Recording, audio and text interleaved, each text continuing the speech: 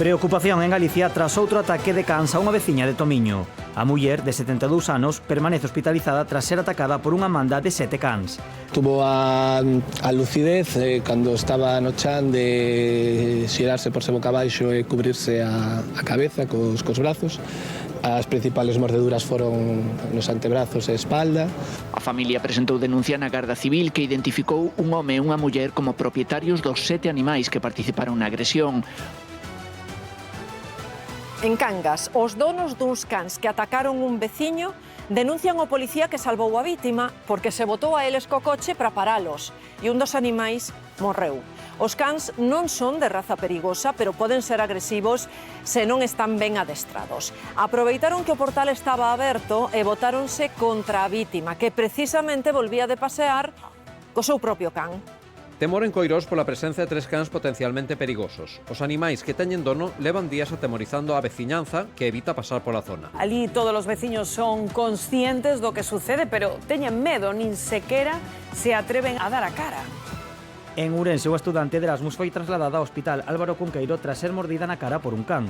Os veciños advirten de que este animal xa matou varios gatos e un can máis pequeno, e que o seu dono o utiliza para intimidar.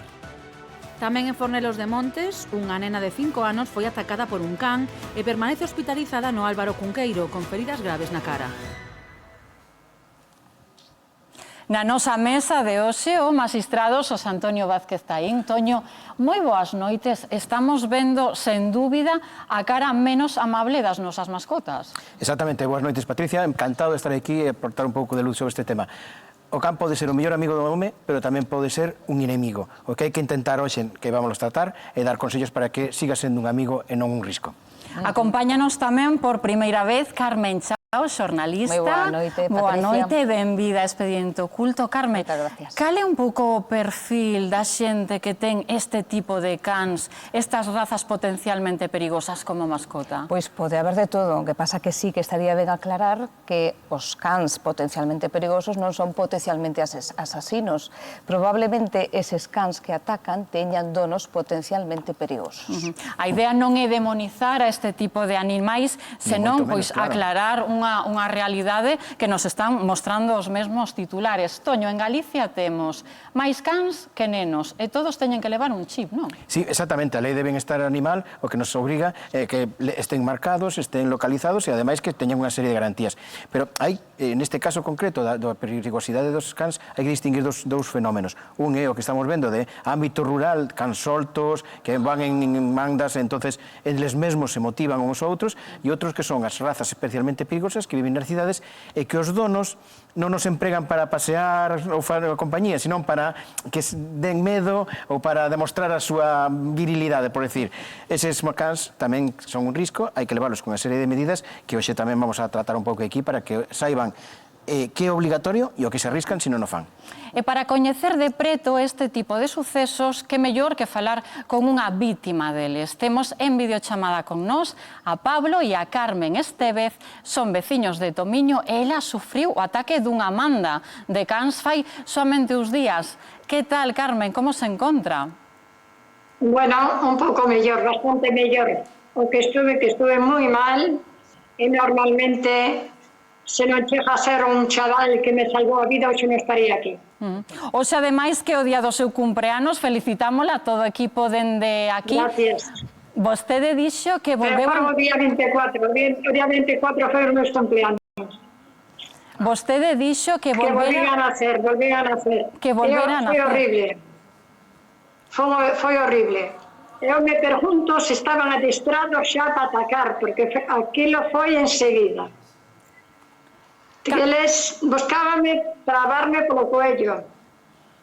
Arrastaronme, sacaronme a roupa, deixaronme desnuda. Na máis, cando me mirei moi apurado, puxeme boca abaixo e tapei a cabeza así. Cantos cans atacaron, Carme? Cando iba andando, saliume un sol e fixo au. E ben non fixo au, 2 veces se me cercaron 7 cans. 7 cans. 7 cans, e logo viña outro, ainda máis, que mirei outro, en total mirei 8. E vostede coñecía eses cans? Eran dun veciño, eran da aldea? Eses cans nunca estuveron aí, eses cans están aí hai un mes e pico, 2 meses desde que compraron esa casa aí. Eses cans estaban encerrados por aí, pero non sei se son deles, se non son. Hai cans que estaban aí, que aí nunca hubo cans, desde que hai eses veciños aí, pero mirei 2 que saliran dali. Por exemplo, uns estaban fora xa, pero 2 saliron dali. Canto tempo durou máis ou menos este ataque que nos está contando, Carme? Foi horrible porque eu salín daqui ás 7 algo, e logo xa, isto xa non sei a que horas pasou, porque para mí foi unha eternidade, pero mesmo así lucharon, eu luchei moito con eles, porque eu mirei que perdía a vida. Foi horrible. Eles buscaban o coello, e repisábame pola barriga e dixo, ui, madre, isto vai-me sacar as tripas. Entón foi cando din volta e tratei de proteger o coello e a barriga, e puxeme boca abaixo. Pero xa me tiñan vencida, normalmente tiñanme vencida, eu xa non podía máis. Entendemos Antes de morrer quero mirar o céu. E cando levantei un pouco mirei vi o coche, que foi a miña salvación porque xa estaba agotada. Eu non sei se durou 10 minutos ou media hora ou que foi, pareceume que me duraron 3 horas. Entendemos ben o seu temor, Carme, e agradecemoslle moitísimo que nos este narrando este suceso. Afortunadamente, vostede saiu con vida, estáse recuperando xa e mandamoslle un biquiño moi forte dende Expediente Oculto. Moitas gracias, Carme. Gracias. É a verdade impactante o que nos está contando porque unha xauría de 7 cans, normalmente... Esta señora pensaba morrer. Claro. Pero lógicamente. Date conta que eso mismo lle pasa, por exemplo, imagínate que pode sentir un rapaciño que está xogando nun parque, de repente ven un can perigoso, bótaselle enriba e empeza a mordelo, que tamén é outro dos fenómenos moi frecuentes. É que a sensación de impotencia, de debilidade, de que vas morrer... Pero esta señora era consciente. Esta señora era consciente de que ia morrer. Co cual é moito pior. Acabo de dicir, ela estaba tivo unha mirando o ceo. reacción de protección, ademais, porque nos dicía, viñanme a gorxa, entonces ela cubreuse a cabeza. Tirouse para estar a parte máis sensibles, estar protección, e puido ser a súa salvación. Aquí hai que ter en conta isto. Estamos a falar dun fenómeno que non é un xoguete. É dicir, estos feitos, os donos cometen un delito.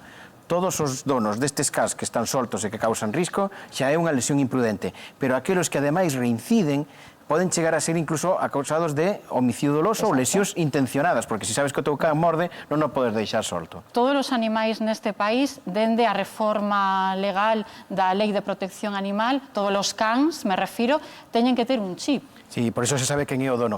Pero ademais deso, é unha cousa que é interesante. Os cans que son potencialmente peligrosos, para poder ter un deles tes que pasar ti tamén un exame psicolóxico.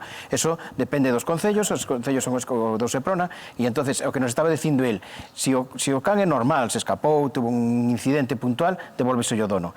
Se o can é perigoso e o dono non ten esas perfil para poder ter un can perigoso, xa se lle quita. Pero o derradeiro de todo, e aquí esta a miña experiencia, é que eu ao longo da miña carreira de xuiz xa mandei sacrificar 3 cans, porque é o que dicía el, hai cans que polo feito do maltratados que están ou porque se entrenaron para eso, xa non son recuperables. Mira que é o último recurso, non se fai nunca ou trátase de evitar sempre, pero hai veces en donde te atopas con que ese can xa foi tan entrenado para morder ou para atacar que despois hai que sacrificalo. Pero é sempre o último recurso, e se non, pois quita o dono e búscaselle un dono que sí que saiba levar ou tratar un can que poida ser potencialmente perigoso. Ti ordenaches algunha vez algunha sentencia de morte? Sí, 3 veces. 3 veces o propio veterinario nos aconsellou que na canceira onde estaba non se podía ter porque era moi violento, incluso atacaba outros cans, e entonces xa che din que non é recuperable, o caso que non é recuperable, pois tens que sacrificalo. Pero sempre cunha sentencia judicial, unha sentencia judicial, en ese caso concreto, baseada nun informe dun forense, pero que, digo un forense, dun veterinario, pero que lembren que simplemente estes incidentes pode ser xa un delito de lesións por imprudencia e está castigada con pena de prisión.